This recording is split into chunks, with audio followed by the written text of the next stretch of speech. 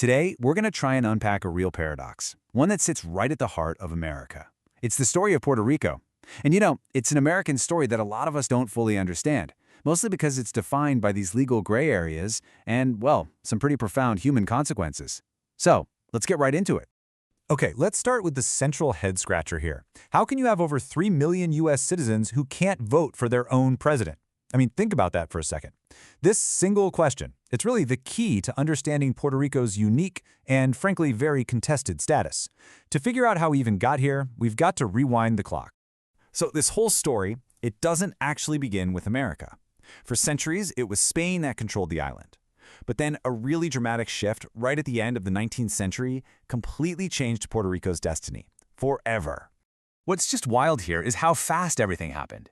So in 1897, after years and years of struggle, Spain actually granted Puerto Rico a degree of self-government. But that autonomy, it was incredibly short-lived. I mean, we're talking months later, the U.S. invades during the Spanish-American War, and by December of that same year, the Treaty of Paris makes it official.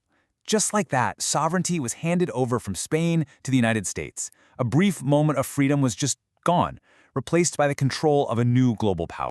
Now, this transfer of power didn't make Puerto Rico a state. No. Instead, it created this totally unique legal category that has defined the island's relationship with the U.S. ever since.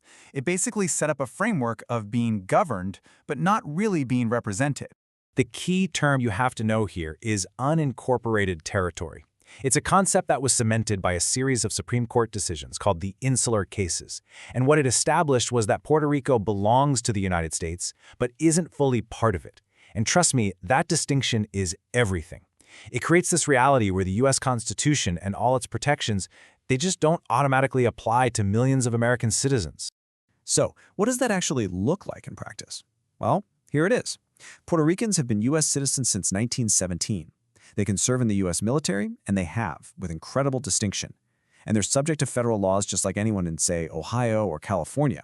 But, and this is a big but, they cannot vote in presidential elections. They have no voting members in Congress.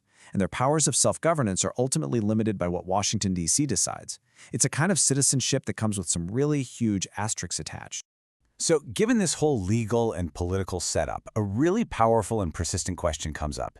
Is Puerto Rico a colony? Now, to answer that, we're not going to give you our opinion. Instead, we're going to look at how scholars and analysts frame the issue, based on, international definitions. This analysis, which is drawn from sources like National Geographic and Foreign Affairs, it really cuts right to the heart of the academic argument.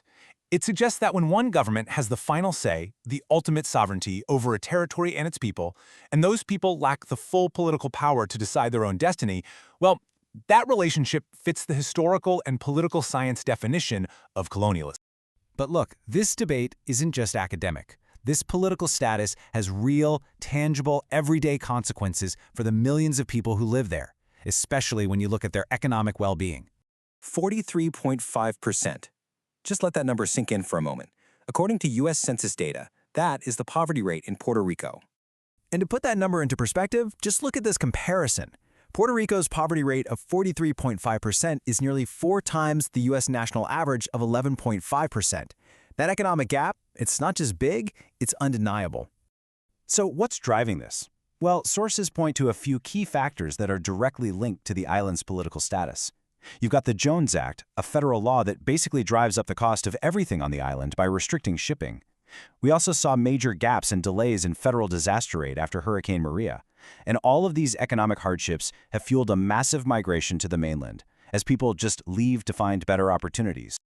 All right, so after looking at the history, the law, and the hard economic data, what's the big takeaway from this really complex story? Let's just do a quick recap of the main points.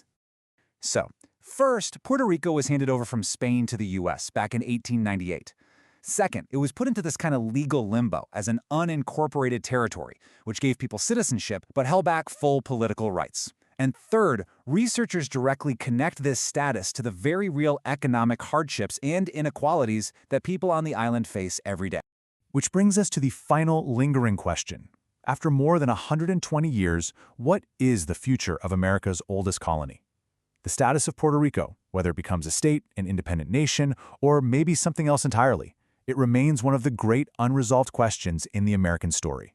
Thanks for joining this explainer.